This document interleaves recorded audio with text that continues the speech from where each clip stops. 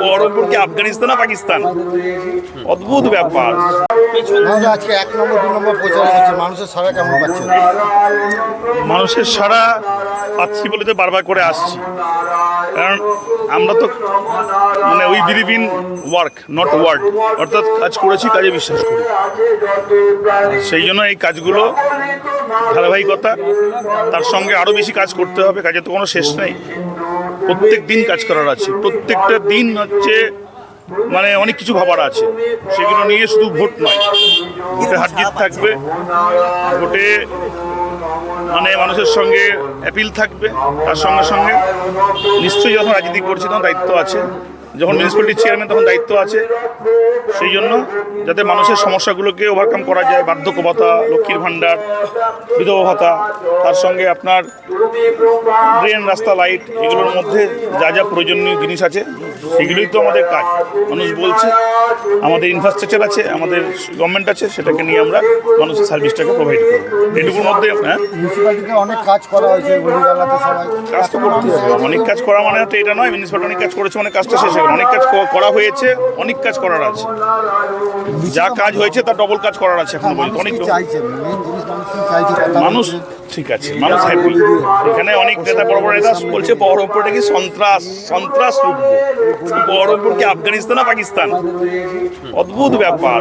তো একজন নিজেকে রাজনীতির কোনো এজেন্ডা নাই, ম্যানিফেস্টো নাই, কটা বহরমপুর শহরে মানুষের বেকার ছেলে পেলে আছে, বেকার মেয়ে আছে, তাদের জন্য কী করবো আপনার চিন্তা নাই।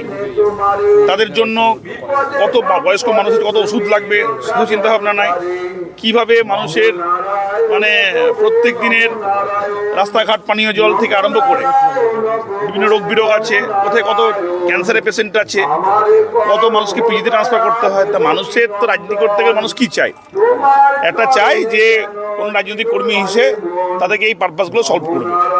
তো এইসব ব্যাপারই নাই। একজন নেতা, এখানকার প্রাক্তন সাংসদ, ও নিজেকে কত বড় মস্তান ছিল, তার জীবন চর্চা, তার জীবন দর্শন মানুষকে পড়াচ্ছে। ওই জীবন দর্শন করে কি লাভ হবে? রবীন্দ্রনাথ জীবন দর্শন, এটা কি রবীন্দ্রনাথের জীবন দর্শন যে 100 বছর 300 বছর পরও মানুষ সেটাকে মনে রাখবে, মানুষের অনুভূতিগুলো জেগে থাকবে?